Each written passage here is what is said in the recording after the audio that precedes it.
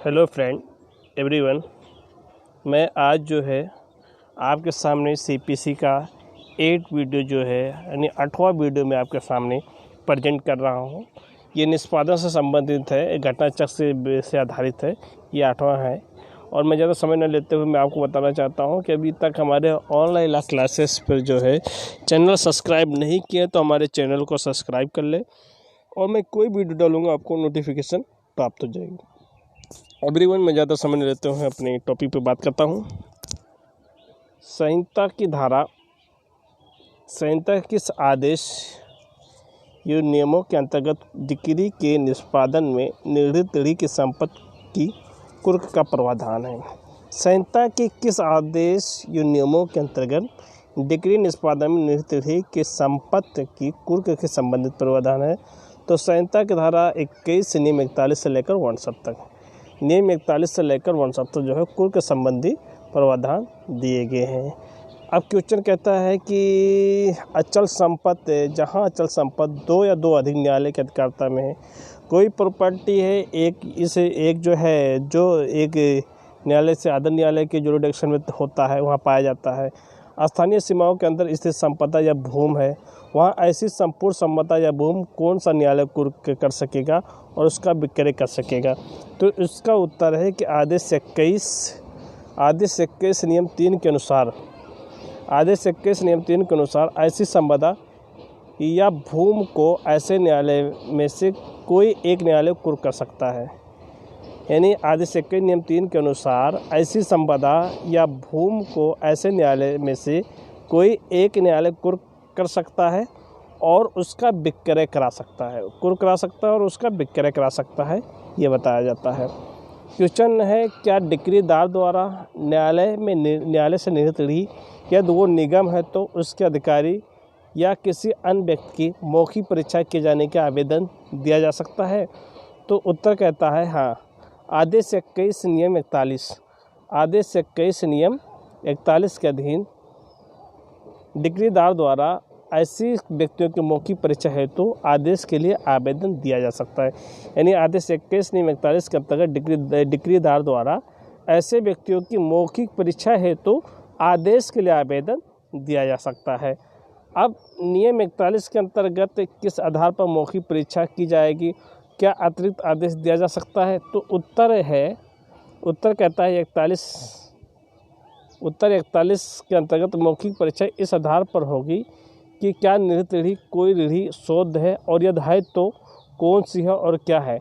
निर्धारित तिथि की ऐसी कोई अन्य संपत्ति या साधन है जिनसे डिक्री की तुष्टि की जा सके। न्यायालय ऐसे निर्धारित तिथि या अधिकारी या अन्य व्यक्ति की हाजिरी और उसकी परीक्षा के लिए किन्हीं बहियों को दस्तावेज पेश करने के लिए आदेश कर सकता है।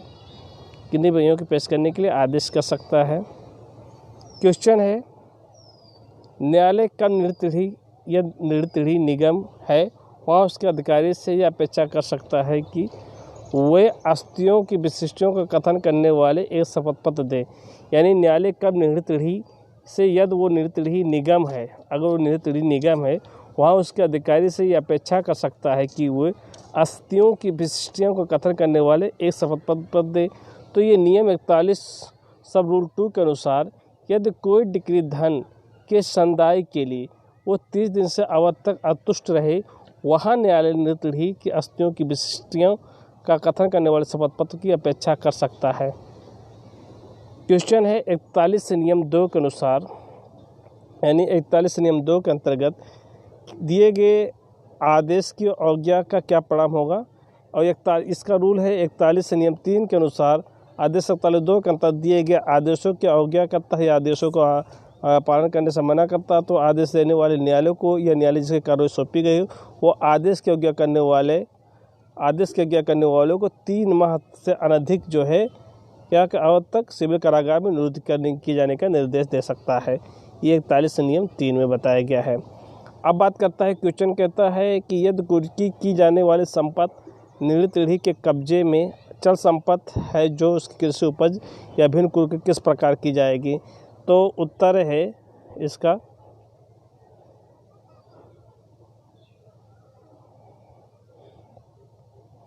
आदेश 21 नियम 43 के अनुसार उपरोक्त संपत्ति की कुर्क वास्तविक अभिकरण द्वारा की जाएगी। यानी आदेश 21 नियम 43 के अनुसार उपरोक्त संपत्ति की कुर्क वास्तविक अभिकरण सीज द्वारा की जाएगी। ऐसे उसे सीज कर दी जाएगी, यानी अभिगृहित की जाएगी। संपत्ति कुर्क करने के लिए अधिकारी उसके अधीनस्थ की परीक्षा में रखी जाएगी। यह आदेश 21 नियम 43 में बताया गया है। क्वेश्चन है किस परिस्थितियों में अभिगृहित संपत्ति रखने वाले अधिकारी कुर्क की गई संपत्ति विक्रय कर सकेगा। तो आदेश 21 नियम 43 के परंतु के अनुसार यदि अभिगृहित संपत्ति शीघ्रता या प्राकृतिक रूप से क्षयशील प्रकृति की है या उसके अभिरक्षा में रखने का व्यय उसके वास्तविक मूल्य से अधिक हो सकता है, तब ऐसी कुर्क की संपत्ति का तुरंत विक्रय कर दिया जाएगा। यानी आदेश 21 नियम 43 के परंतु के अनुसार यदि अभिगृहित संपत्ति शीघ्र या प्राकृतिक रूप से क्षयशील प्रकृति का है तो उसके अभिरक्षा में रखने का व्यय उसके वास्तविक मूल्य से अधिक हो सकता है, तब ऐसी कुर्क की गई संपत्ति का तुरंत विक्रय कर दिया जाएगा। क्वेश्चन है कृषि उपज की कुर्की किस प्रकार की जाएगी। आदेश 21 नियम 44 के अनुसार यदि कुर्की की जाने वाली संपत्ति कृषि उपज तो कुर्की नियम प्रकार से की जाएगी। पहले क्या की जाएगी? पहले की जाएगी यदि ऐसी कृषि उपज उगती फसल है तो कुर्क वारंट की एक परत उस भूमि भाग पर लगाकर जिसमें ऐसी फसल उगी हुई है। यानी एक कृषि की उपज उगती हुई फसल है तो कुर्की को वारंट की एक परत उस भूमि पर लगाकर जिसमें ऐसी फसल उगी हुई है।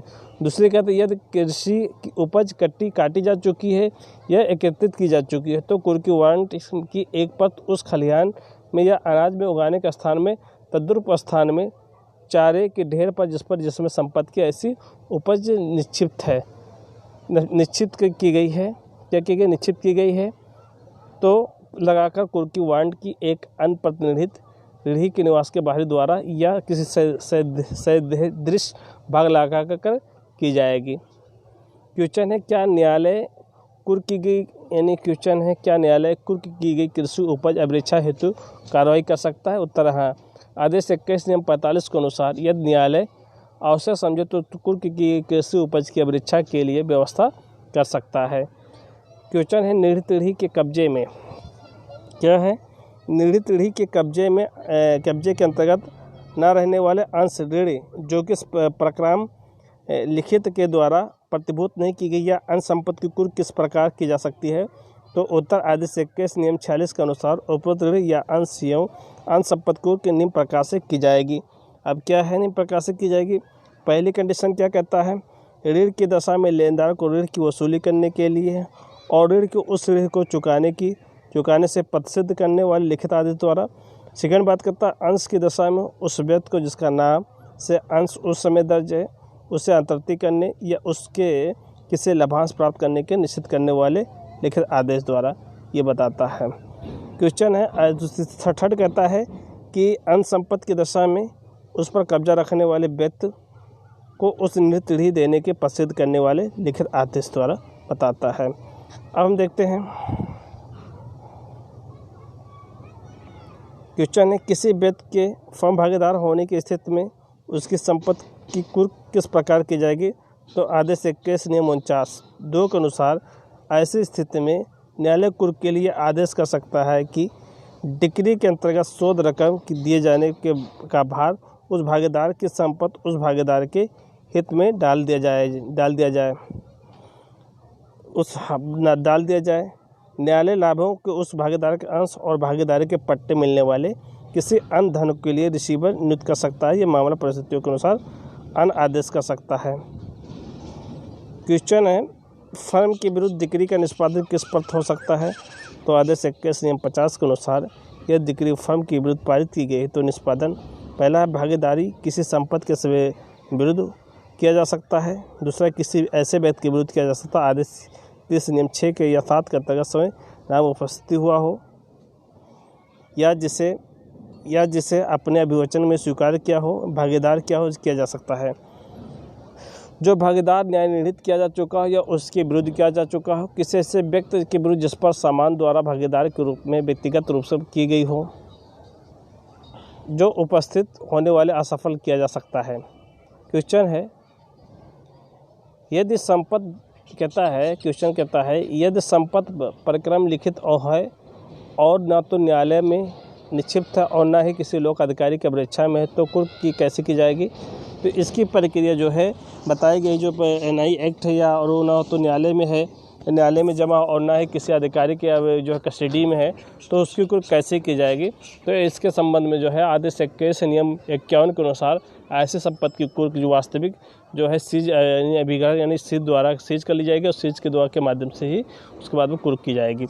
पहले संपत्ति को अभिग्रह कर लिया जाएगा फिर कुर्क की जाएगी, ये बताया गई है।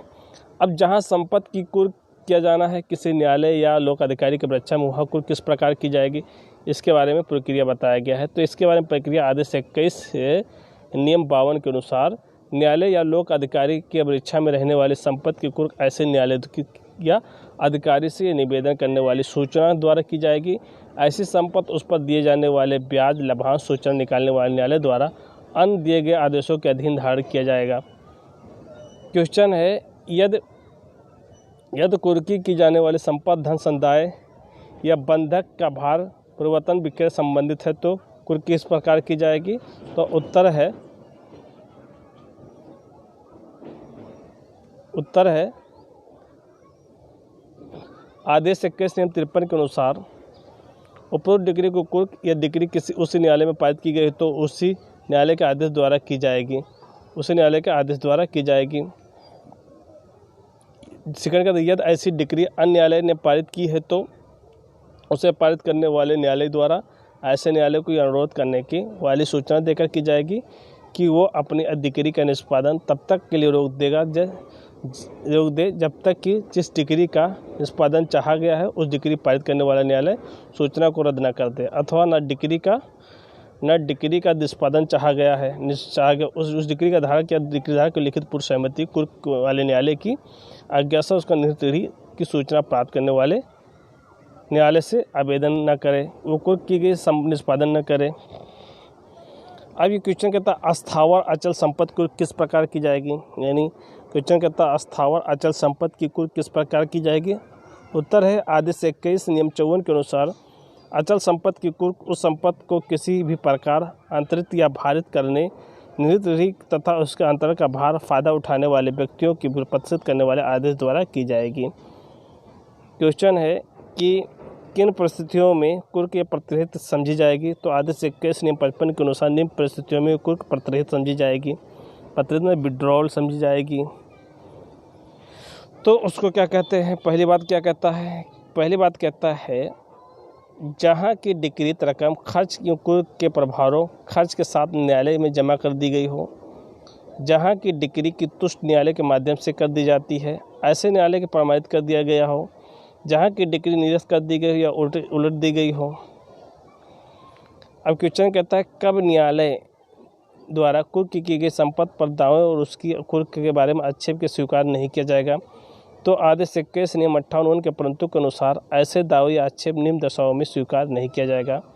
कंडीशन, जहाँ के दावा या आक्षेप करने से पूर्व ही कुर्क की गई संपत्ति का विक्रय कर दिया गया हो, जहाँ के न्यायालय को यह विचार किया गया हो ऐसा दावा या आक्षेप करने का अनावश्यक विलंब कर दिया गया हो।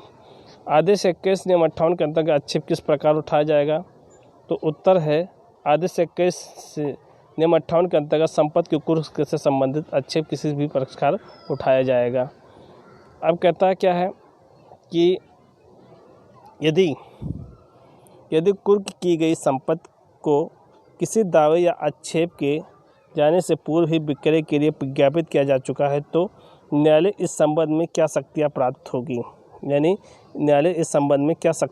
होगी, उत्तर है आदेश 21 नियम 59 के अनुसार उपरोक्त परिस्थितियों में न्यायालय नियम शक्तियाँ प्राप्त होगी। यानी आदेश 21 नियम 59 के अनुसार उपरोक्त परिस्थितियों में न्यायालय को नियम शक्तियाँ प्राप्त होंगी।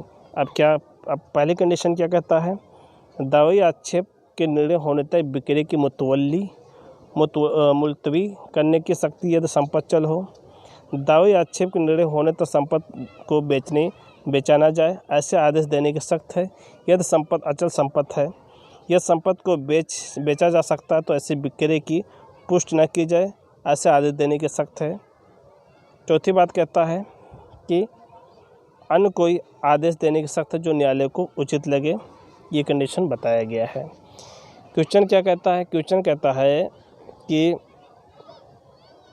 यदि किसी डिक्री के निष्पादन में किसी अचल संपत्ति को बेचा जाता है, ऐसी विक्रय के अत्यंतिक हो जाने पर संपत्ति क्रेता कब निहित मानी जाएगी? उत्तर है धारा 65 के अनुसार किसी भी अचल संपत्ति की डिक्री की निष्पादन में विक्रय किए जाने तथा उस विक्रय के अत्यंतिक हो जाने पर ऐसी संपत्ति क्रेता उसी समय निहित मानी जाती है जिस समय उस संपत्ति की बिक्री हुई हो, न कि उस समय जबकि ऐसे बिक्री अत्यंतिक हुआ हो।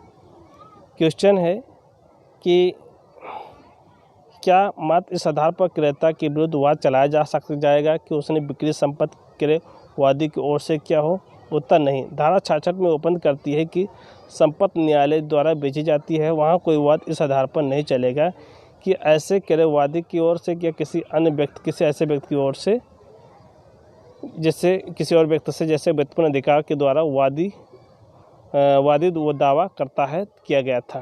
क्वेश्चन है क्या डिक्री के निष्पादन में किया जाने वाले विक्रय किसके द्वारा और किस प्रकार किया जाएगा? आदेश 21 नियम 65 के अनुसार ऐसे विक्रय न्यायालय के अधिकारी द्वारा नियुक्त किसी अन्य व्यक्ति द्वारा लोक नीलामी दो के माध्यम से किया जाएगा। क्वेश्चन है कि जिस कुर्क संपत्ति के विक्रय के बारे में उद्घोषणा जारी की गई है उसे कब बेचा जा सकता है? तो आदेश 21 नियम 68 के अनुसार शीघ्रता से तथा प्राकृतिक रूप से क्षयशील संपत्ति के अतिरिक्त किसी संपत्ति का विक्रय तभी किया जा सकता है जब विक्रय की उद्घोषणा की एक पत्र ऐसे आदेश देने वाले न्यायालय को में लगाए जाने की तिथि कम से कम 7 दिनों के अवसान न हो गया हो। कम से कम कितना? 7 दिनों का अवसान नहीं हो गया होगा। यह संपत्ति चल हो, कम से कम 15 दिन का अवसान न हो गया हो। यह संपत्ति अचल हो।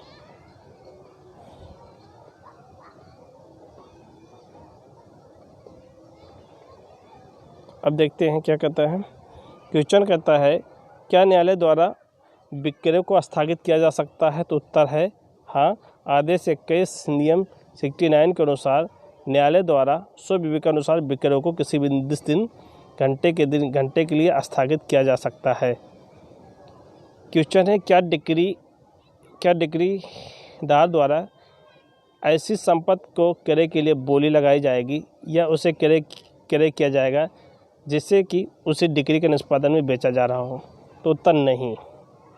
आदेश 21 नियम 72 के अनुसार ऐसे डिक्रीदार द्वारा न्यायालय के अभिव्यक्ति अनुमति के बिना डिक्री के निष्पादन में बेची जाने वाली संपत्ति को न तो खरीद सकता और न ही उसके लिए बोली लगा सकता है। ठीक। संहिता के किस आदेश व नियम में ये प्रावधान है कि अचल संपत्ति का बंधक पर डिक्री के निष्पादन में बेची जाने वाली संपत्ति न तो खरीदेगा और न ही उसके लिए बोली लाएगा जब तक कि न्यायालय ऐसा करने की इजाज़त न दे दे?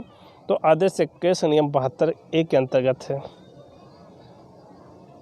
क्वेश्चन है कि क्या विक्रय के संबंध में किसी कर्तव्य का पालन करने वाले अधिकारी या अन्य किसी व्यक्ति द्वारा विक्रय की गई संपत्ति में किसी हित को अर्जित किया जा सकता है या इसके लिए प्रत्यक्ष या परोक्ष रूप से बोली लगाई जा सकती है, प्राप्त करने का प्रयत्न किया जा सकता है? तो उत्तर है नहीं।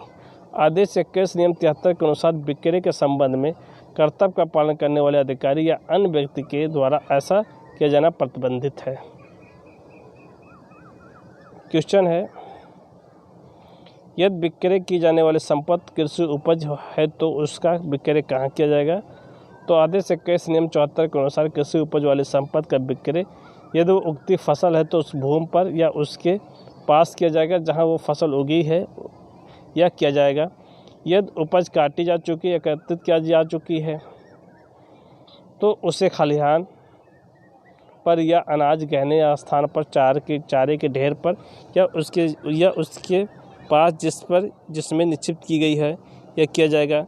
किंतु लोक समागम के स्थान पर उपज के अधिक फायदे पर विक्रय किया जा सकता है तो न्यायालय ऐसे स्थान पर कृषि उपज की विक्रय का निर्देश दे सकता है। डिक्री के निष्पादन में स्थावर संपत्ति के विक्रय के लिए आदेश को न्यायालय दे सकता है? तो आदेश 21 नियम 82 के अनुसार लघु वाद न्यायालय अतिरिक्त संपत्ति में भी कोई भी न्यायालय डिक्री के निष्पादन के स्थावर संपत्ति में विक्रय का आदेश दे सकता है। अब देखते हैं जिस व्यक्ति को अस्थावर संपत्ति का क्रेता घोषित किया गया है उसके द्वारा कितनी रकम निक्षेप विक्रय संचालन करने वाले अधिकारी अन्य व्यक्तियों को किया जाएगा। तो आदेश 21 नियम 84 के अनुसार क्रेता घोषित किए गए व्यक्ति द्वारा क्रय धन की राशि 25% निक्षेप विक्रय का संचालन करने वाले अधिकारी या अन्य व्यक्ति को किया जाएगा। क्वेश्चन है, क्रेता द्वारा क्रय धन की संपूर्ण राशि संदाय कितने दिनों के भीतर न्यायालय में करना होगा। तो आदेश 21 नियम 85 के अनुसार क्रेता द्वारा क्रय धन की संदेह संपूर्ण राशि के विक्रय 15 दिनों के भीतर न्यायालय में जमा कर दिया जाना चाहिए। संहिता के किस आदेश में या नियम के अंतर्गत डिक्री निष्पादन के अंतर्गत विकृत किए जाने वाले संपत्ति की बिक्री आपस्त किए जाने संबंधी प्रावधान किए गए हैं। तो संहिता के आदेश 21 नियम 89 और 91 में डिक्री अचल संपत्ति को आपस्त करने के संबंध में प्रावधान किए गए हैं। संहिता के आदेश 21-90 के अंतर्गत डिक्री के निष्पादन में अचल संपत्ति बिक्री किन किन आधारों पर आपस्त कराया जा सकता है। तो आदेश 21 नियम 90 के अंतर्गत संपत्ति डिक्री बिक्री को निम्न आधारों पर आपस्त कराया जा सकता है। पहला क्या है, विक्रय के प्रकाशन या संचालन में हुई तात्विक अनियमितता के आधार पर, विक्रय के प्रकाशन या संचालन में हुए कपट के आधार पर। आदेश 21 नियम 90 के अंतर्गत विक्रय को आपस्त कराने या का आवेदन व्यक्ति द्वारा किया जा सकता है, किन व्यक्ति द्वारा किया जा सकता है। तो आदेश 21 नियम 90 के अंतर्गत निम्न व्यक्ति पर आवेदन रख सकेगा। पहला डिक्रीदार द्वारा, दूसरा नीलामी क्रेता द्वारा, तीसरा अस्तियों के अनुपातिक वितरण के अंश पाने के हकदार द्वारा, फोर्थ कहता ऐसे व्यक्ति जिसका ऐसे विक्रय से हित प्रभावित होता हो। संहिता के आदेश 21 नियम 91 के अंतर्गत विक्रय संपत्ति के क्रेता नीलामी क्रेता द्वारा विक्रय को आपस्त करने संबंधी आवेदन किस आधार पर किया जाएगा। तो आदेश 21 नियम 91 के अंतर्गत नीलामी क्रेता न्यायालय में विक्रय को आपस्त करने के लिए आवेदन इस आधार पर दे सकता है कि विक्रय की गई संपत्ति निरतड़ी की कोई विक्रय योग्य हित नहीं था।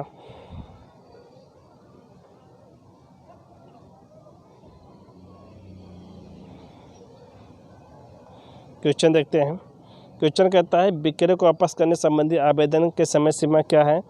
तो विक्रय को आपस्त करने के संबंधी आवेदन की समय सीमा विक्रय की तिथि से 7 दिन के व्यतीत होने के पूर्व तक है।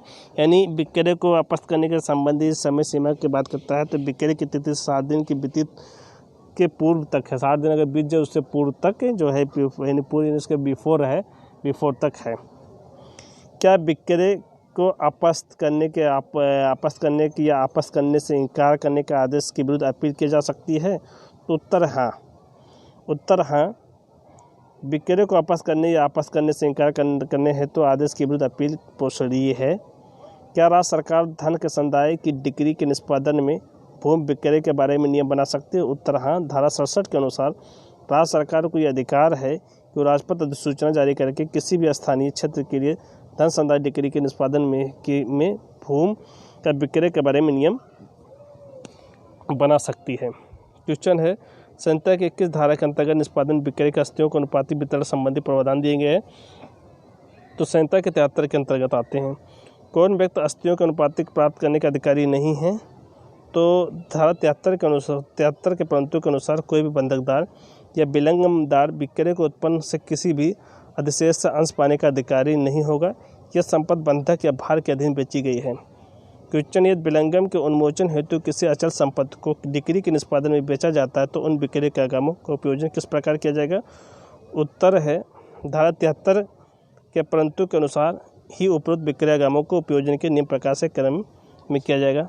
सर्वप्रथम बिक्री के व्यय को चुकाने में, द्वितीय डिक्री के अधीन शोध रकम को उन्मोचन में, तृतीय यदि कोई वास्तविक विलंगम है तो उन पर शोध ब्याज मूलधन उन्मोचन में।